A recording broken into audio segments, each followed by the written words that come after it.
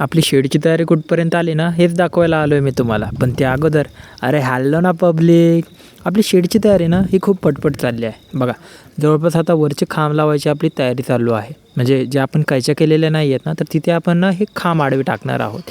पण तीच तयारी खरं तर चालू होती माप घेऊन पूर्णपणे, जेणेकरून नंतर आपण जे त्यावर सिमेंटचे पत्रे टाकणार होतो ना तर ते पूर्ण मापात बसले पाहिजे. आता मी तुम्हाला ना फक्त बेसिक माहिती देणार आहे. जी पूर्ण माहिती देईल ना ते एकतर लाँग व्हिडिओमध्ये देईल तुम्हाला, किंवा नंतर जे शॉर्टमध्ये ना थोडे करून मी तुम्हाला माहिती देत राहील.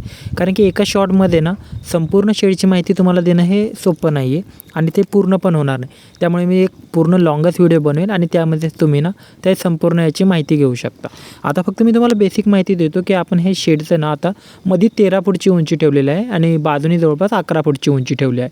कारण की आपल्याला जवळपास 2 फूटचा हा ढाळ ठेवायचा आहे. उद्या भविष्यात जर पाऊस वगैरे पाणी जे आहे ना ते निघून जायला पाहिजे लवकर. त्यामुळेच मध्ये आपण जवळपास 2 फुटाचा ढाळ ठेवला आहे. त्यासाठीच या शेडचं असं नियोजन आपण केलं आहे की कमी खर्चामध्ये ना आपलं जास्त भांडवल गुंतलं नाही पाहिजे आणि कमी खर्चामध्ये आपलं पूर्ण शेड हे उभं राहिलं पाहिजे. शेडचे आजूबाजूचे आणि हे पुढचे पाईप लावूनच झालेले आहेत. आता हे बाकीचे आपल्याला फक्त ना एक दरवाजासाठीचे खांब आणि हे वरचे खांब एवढेच लावायचे आहेत, जेणेकरून नंतर फक्त त्यावर सिमेंटचे पत्रे टाकून आणि बाजूनी जाळी मारून ना ते ओके होणार आहे. जेणेकरून आपलं शेड ना पूर्णपणे तयार होईल. त्यानंतर फक्त त्याला शेडनेट आणि ताडपत्री वगैरे मारून ना ते पूर्ण पॅक करून टाकायचं. यामध्ये कोणत्याही भिंतीचा, कोणत्याही विटेचा जास्त यूज होणार नाही. जे शेडचं नियोजन आहे ना हे मी माझ्या पद्धतीने करतो आहे. खरं तर हे ज्याने त्याने ज्याच्या त्याच्या पद्धतीने करायचं असतं. हा पहा आजचा व्ह्यू, जवळपास आपलं 60 ते 70% काम ना ओके झालेलं आहे.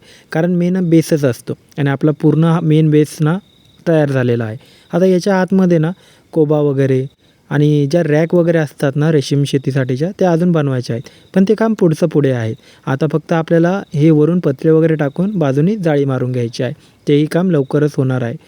महत्त्वाचं काय आहे की आपलं जे स्वप्न आहे ना ते सत्यात उतरताना पाहून खूप भारी वाटते.